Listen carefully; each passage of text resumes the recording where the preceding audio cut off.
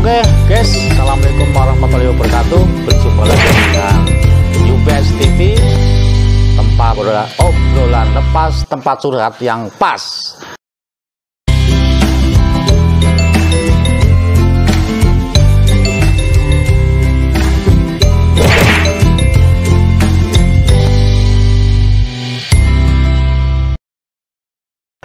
Oke guys, assalamualaikum warahmatullahi wabarakatuh. Bertemu lagi dengan podcast UBS TV, obrolan lepas, tempat curhat yang pas. Kali ini UBS TV menyambangin ya kediaman Mas Edi Rianto. Saya ngundangnya Mas saja karena masih muda, ganteng. Beliaunya adalah Kepala Desa Kalijurang ya. Kita akan ngobrol seputar event yang akan diadakan oleh Desa Kalijurang, dan di sebelahnya adalah Mas Burhan, pengurus Pokdarwis. Oke, saya lihat di beberapa flyer yang dikirim lewat WA ya, di grup-grup WA akan ada namanya event Jelajah Alam Kalijurang. Boleh dijelaskan Mas Edi, tujuan dari event itu apa, Mas Edi?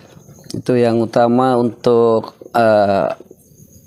memperingati hari ulang tahun Republik Indonesia yang ke-79. Dan juga kita desa punya tujuan itu untuk pengenalan Candi Poh, Bang Fuad. Candi Poh. Karena di Candi Poh itu ada 3 pohon besar yang mungkin desa lain tidak memiliki. Karena apa? Karena usia dari pohon itu yang sudah betul, usia pohon itu yang sangat besar, dan di tempat Candi Poh itu sangat teduh di situ. Enak. Silir-silir ya? Silir-silir. Tempatnya bersih, enak. Makanya yang belum tahu Candi Poh nanti ikuti Jelajah Alam. Oh, salah satu tempat yang akan dilintasi itu Candi Poh tadi. Iya, itu nanti finishnya di situ. Malah finishnya di situ. Kita serta di lapangan Bengkok. Lapangan Bengkok startnya, terus finish di Candi Poh. Candi Poh. Bisa ditambahkan mungkin Mas Burhan tujuannya Jelajah Alam Kalijurang ini? Kebetulan Pokdarwis itu dipercaya sama para Kades untuk mengelola Candi Poh. Iya.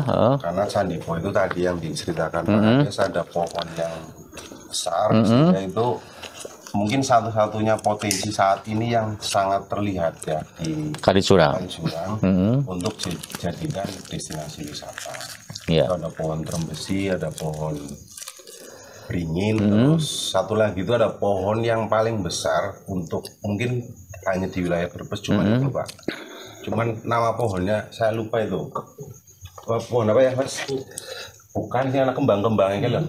Pohon ungu. Pohon ungu. Jadi pohon ungu itu menurut beberapa orang yang biasa paham soal perkayuan tuh Pak. Ya. Itu hanya lilitan berapa? Di sini tuh hampir 2 meter lebih ya Mas. Itu termasuk ya mungkin dilipat ukuran orang 4 baru nyampe lah. Ya, lebih malah ya. Kalau pas lagi musim itu kembangnya bagus tuh Pak. Pohon ungu itu kayaknya di Brebes tuh paling gede itu di Kalijurang. Itu termasuk pohon langka mungkin ya?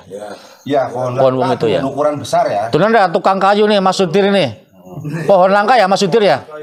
Pohon langka ya?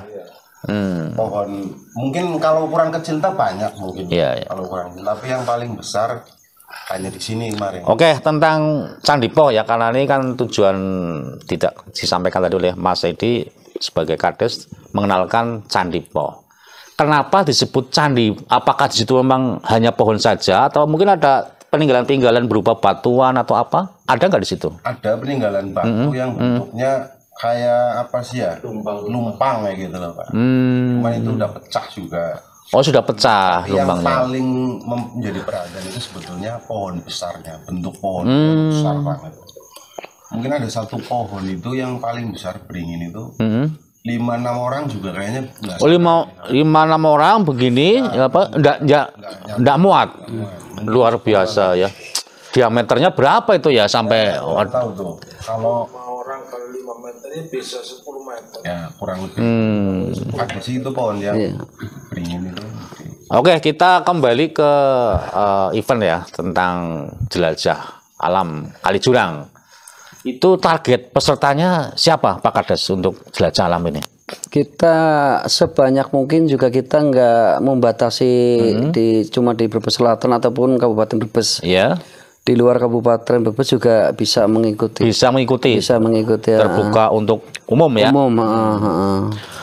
Nah, namanya jelajah alam kan orang kadang-kadang takut, waduh jangan-jangan nanti melewati jalur yang ekstrim misalnya gitu loh. Sehingga mau daftar khawatir, takut gitu. Gimana Mas Burhan untuk menjelaskannya itu? Jadi jelajah alam itu startnya dari Bengkok. Ya, tanah Bengkok. Kebetulan tanah Bengkok juga saat ini sudah ada lapangan yang luas. Jadi itu cita-cita yang Pak Kades juga jadi lapangan terbesar lah. Lapangan utama. Utama di Brebes Selatan besar karena hampir 3 hektar ya Pak Kades. Iya. Dengan ukuran lapangan standar ya. Standar nasional. Sehingga itu memudahkan calon peserta untuk datang, startnya dari situ. Kemudian finishnya yang tadi di Candi Poh. Soal peserta kita sudah bahkan sampai ke dinas pariwisata yang minta izin, pemberitahuan, bahkan minta bantu dari pihak dinas untuk bantu menginformasikan kegiatan jelajah alam Kaliurang 2024. Kenapa kami sebut jelajah alam 2024? Kita harapannya di 2025 juga akan ada lagi. Ini akan menjadi event tahunan Pokdarwis Kaliurang. Oke. Jadi tidak hanya tahun ini, tapi ke depan akan mengadakan terus. Tentang ini Mas, jalurnya apakah nanti ekstrim atau biasa-biasa saja atau bagaimana? Atau mungkin yang dituju adalah keindahan perkebunan, persawahan dan sebagainya itu, sehingga orang tidak takut untuk ikut gitu maksudnya gitu. Jadi kalau untuk jalur yang dilewati peserta itu banyakkan di area perkebunan Pak. Jadi jalan-jalan setapak. Jalan setapak. Oh. Kalau yang ekstrim sih nggak ada lah ya. Nggak lewat tebing-tebing gitu kan yang harus nanjak Karena harapan kita juga peserta dari tingkat SMP juga bisa. Oh. Dan jaraknya cuma 3 kilo Pak. 3 kilo ya. Nah, jadi dari SMP juga bisa. Dari Mas. Ini juga bisa.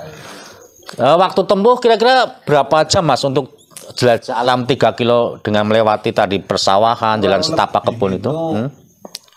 Maksimal itu 2 jam kalau di jalan lambat ya. Maksimal 2 jam. Kemarin kita sudah survei jalur lokasi itu cuma 1 jam Pak. Cuma 1 jam. Ya anggaplah 1,5 jam ya Pak. Iya. Sini Ketua Pokdarwis. Sini Pak, Ketua Pokdarwis sini. Ketua Pokdarwis. Pak Warsono ya. Ya, sini enggak apa-apa bergabung. Ya, sini. Nah, sini enggak apa-apa. Sini deket dong sini. Oke, jadi untuk calon peserta jangan sampai khawatir bahwa nanti akan ada medan yang ekstrim, jangan ya, karena itu hanya jalan setapak yang masyarakat yang ke kebun. Oh, artinya jalan itu biasa dilewati oleh penduduk Kaliurang untuk menuju ke sawah, ke kebun begitu ya. Jadi ya asik-asik aja lah ya, nggak akan melewati jalur fun lah, nggak ekstrim. Ya, tidak akan melewati seperti kalau di Galuh Timur itu namanya tamblek, itu kan harus naik gitu kan ya. Tahu ya Mas Sudir tamblek ya? Nah, itu nggak seperti itu ya. Artinya setidaknya peserta akan mengenal ini Kaliurang di sisi perkebunannya. Oke. Tamblek itu apa Bang Fuad? Jadi tamblek itu ada namanya Kaliurang juga namanya. Kaliurang itu ada Kaliurang sampai ke Galuh Timur, namanya di sebelah barat Duku Tiong. Jadi ini kalinya di bawah, lah itu ada jalan itu naik, ya tebing, jalan setapak juga. Tapi kalau yang nggak biasa, ya takut jatuh. Apalagi kalau hujan, ya kan licin. Pernah juga sampai di situ orang meninggal lagi mikul botin apa gitu, nggak kuat nanjak, ngelambruk di situ. Ya ini untuk calon peserta ya, tadi disampaikan oleh Pokdarwis Pak Mas Burhan bahwa nanti tidak akan melewati jalur-jalur yang ekstrim ya. Jadi ini jalur yang fun, yang jalur setapak yang biasa dilewati oleh orang. Begitu ya Mas Burhan ya. Oke. Ini saya lihat di selebaran tuh hadiahnya 7 juta, luar biasa ini event desa hadiahnya 7 juta. Ini sumber anggarannya dari mana nih Mas Edi ini Pak sebagai kades bisa menganggarkan 7 juta luar biasa ini. Malah saya juga bingung ini bingung. dari mana. Kok Darwis benar-benar mungkin bisa nyari sponsor mungkin dari sponsor atau mungkin yang baru datang nih Mas Warsono bisa menjelaskan, bisa menganggarkan anggaran 7 juta hadiah itu dari mana nih Mas Warsono? Oh iya Pak, jadi kalau sumber dana atau anggaran yang kita siapkan untuk hadiah ya, Iya. hadiah dan juga seremoni lainnya, memang pertama bersumber dari partisipan. Oh dari peserta ya. Partisipan dari, maksudnya dari sponsor. Oh sponsorship ya. Jadi baik lokal yang di tingkat desa yang bentuk kepedulian dengan desa mereka sendiri, dan juga nggak lepas dari support dari pihak Pemdes juga. Oh ya pasti. Kalau udah nyumbang ya kebanggaan ya. Tapi yang jelas saya tambahin bahwa yang tadi berkaitan dengan rute, yang pasti lewat jalan setapak, jalan umum. Jalan umum ya. Biasa dilewati, bahkan untuk ukuran ibu-ibu ataupun anak SMP juga saya yakin aman dan mampu. Mas Ari kopinya buat Pak Ketua. Yang usia di atas 50 tahun aja ibu-ibu masih melewati jalan tersebut. Kalau ke kebun. Oh iya. Jadi kita juga nggak pengen ambil risiko yang yang terlalu ekstrim ya. Iya. Kita pengen menunjukkan pesona Desa Kalisjurang, walaupun mungkin sementara kemarin jalur yang sudah survei atau disiapkan memang dominan di kebun yang mungkin suasananya sejuk atau dingin ya Mas. Terlalu panas. Iya, oke.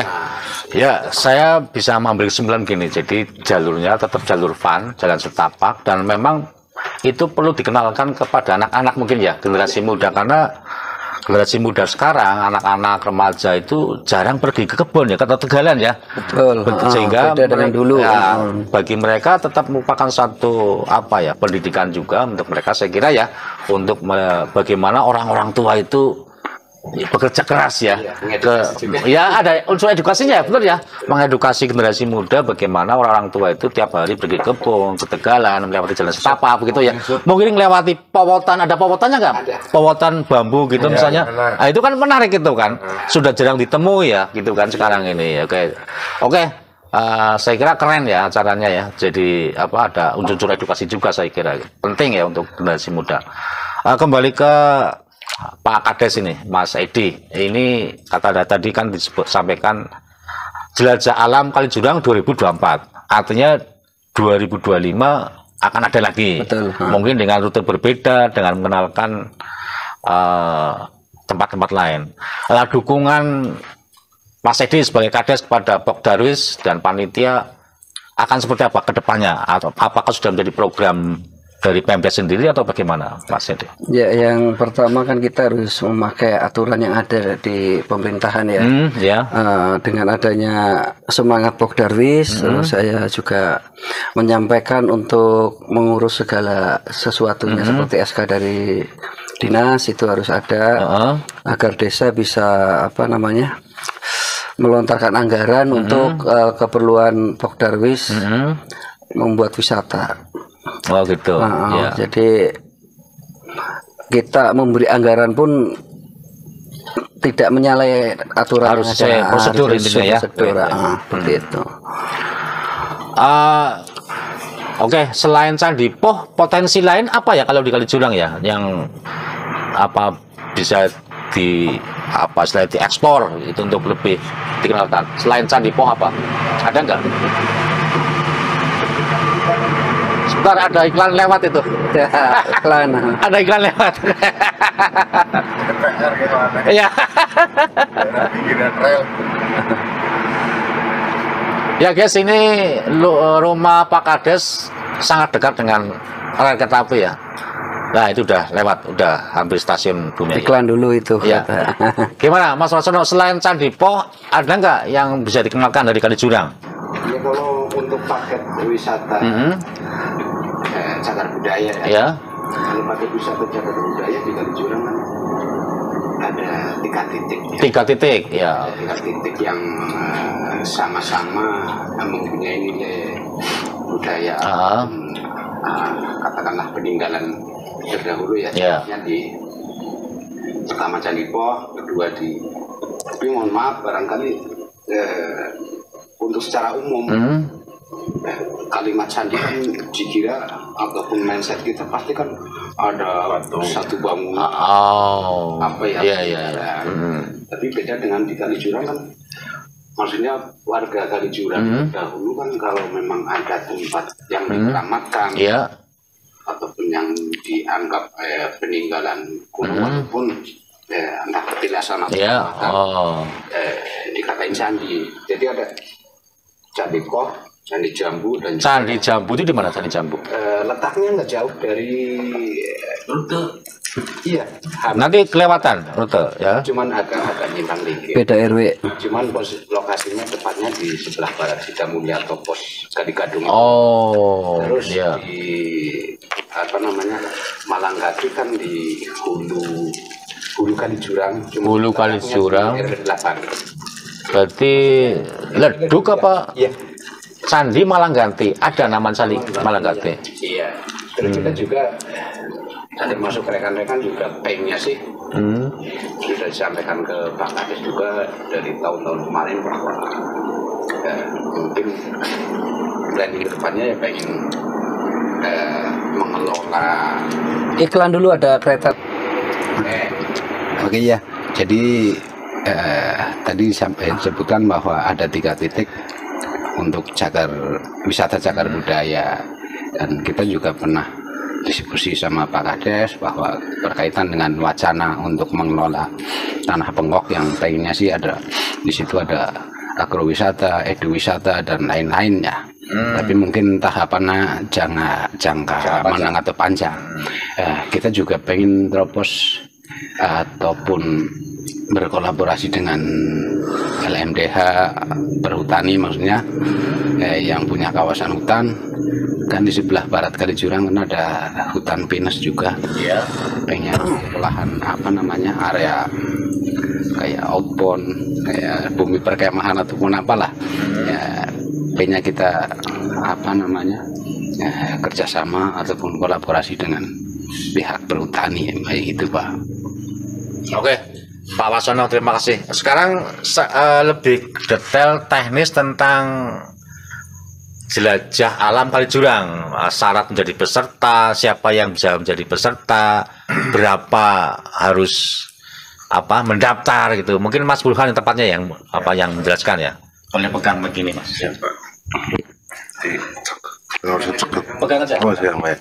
Jadi peserta itu bergu, Pak. Bergu. Satu regu itu jumlahnya 3 orang. Nah, untuk registrasinya per regu itu 50.000. Ya, nah itu nanti dia kalau 100 pendaftar pertama kita akan kasih shal sebagai tanda pengenal nanti.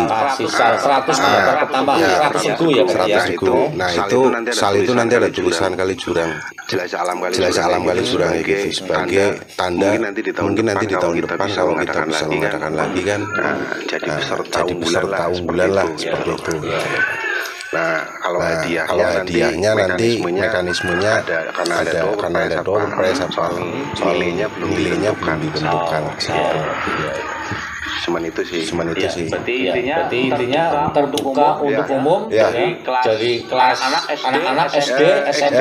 SD enggak ya? SMP lah, SMP. SMP ya. Jadi perlu tahu ya bisa bahwa yang boleh menjadi peserta adalah anak-anak SMP ya. Yang SD pergu 3 orang. Pendaftaran 50.000 ya. 50.000 ya. Hadiahnya menarik, ada door prize ya. Ada lagi apa? Mungkin souvenir apa yang bisa dibeli oleh peserta misalnya ada yang khas khusus misalnya. Ada tapi ini masih dipertimbangkan sama panitia karena kita belum sediakan itu. Tapi ini lagi menjadi lagi dibahas sama teman-teman Popdarwis supaya kita menyediakan itu. Mungkin saran juga untuk panitia semacam menyediakan medali gitu. Kalau itu piagam, Pak. Jadi nanti piagam sama piala. Di samping ada hadiah, peserta akan dapat piagam. Oh begitu. Cuman nanti ada batasan berapa jumlah peserta yang dapat piagam. Oke, sudah berapa menit Mas Arwo? 20 menit. Oh, 20 menit. Suwe lah ngobrol. Terakhir untuk Mas Edi. Mungkin ada pesan yang disampaikan kepada khalayak ramai apakah warga Jurang untuk bisa ikut merasakan jelajah alam Kali Jurang ini. Monggo Mas Edi. Ya, untuk warga khususnya Kali Jurang mudah-mudahan bisa ikut memeriahkan acara Popdarwis Jelajah Alam biar membawa nama desa kita lebih dikenal karena kedepannya kita akan membuat wisata. Dan untuk wilayah sekabupaten Brebes untuk bisa ikut Jelajah Alam Kali Jurang. Tidak hanya Brebes dong, Mas Edi. Ya, boleh dari luar, boleh juga kan? Dari luar boleh, dari Kabupaten Banyumas ataupun Tegal. Monggo, dan jalurnya juga view-nya luar biasa ya Pak Haji ya. Itu nanti bisa untuk refreshing para peserta. Kan harinya juga hari Minggu. Harinya hari Minggu ya, artinya bukan hari kerja sehingga terbuka atau hari libur bisa ikut. Oke, pemirsa, demikian obrolan kami dengan Pak Kades Kali Jurang, kemudian Popdarwis Pak Burhan dan Ketua Popdarwisnya ya Pak Warsono tentang Jelajah Alam Kali Jurang ya. Jadi jangan lupa tanggal 25 Agustus hari Minggu jam 8 dimulai. Kita ikuti acara Jelajah Alam Kali Jurang karena akan melewati rute-rute yang asik, yang fun, yang sangat jarang tentunya kita lewati, dan mungkin akan ada acara-acara menarik setelah dari acara lintas alam itu. Ada hiburan mungkin ya setelah di tempat finish ya. Di tempat finish ada panggung hiburan juga. Kebetulan gini Pak, sekalian saya tambahkan. Jadi di panggung hiburan di finish kan nanti ada panggung hiburan sekaligus akan ada pengukuhan anggota Popdarwis dari Dinas Kabupaten Brebes, dari Dinas Pariwisata ya kemarin ini. Ya. Seperti itu sih Pak. Ya. Oke, terima kasih tambahnya Mas Burhan. Terima kasih Mas Edi, Pak Kades. Sama-sama Bang Fuad. Ya, Pak Warsono dari Ketua Popdarwis dan Mas Burhan dari Popdarwis juga ya. Oke ya. Semoga sukses acaranya. Amin. Membawa Kali Jurang lebih maju, lebih terkenal dan tentunya lebih mensejahterakan. Ujungnya kan itu sebenarnya acara-acara ini kalau tidak mensejahterakan ya percuma ya, Mas Ferry ya. Betul enggak? Iya kan? Nanti UKM-nya bisa jualan, ya kan? Bisa mendatangkan pendapatan bagi mereka. Intinya kan itu sebenarnya. Kegiatan-kegiatan ini untuk kesejahteraan warga Kali Jurang. Oke, terima kasih. Wassalamualaikum warahmatullahi wabarakatuh. Waalaikumsalam warahmatullahi wabarakatuh.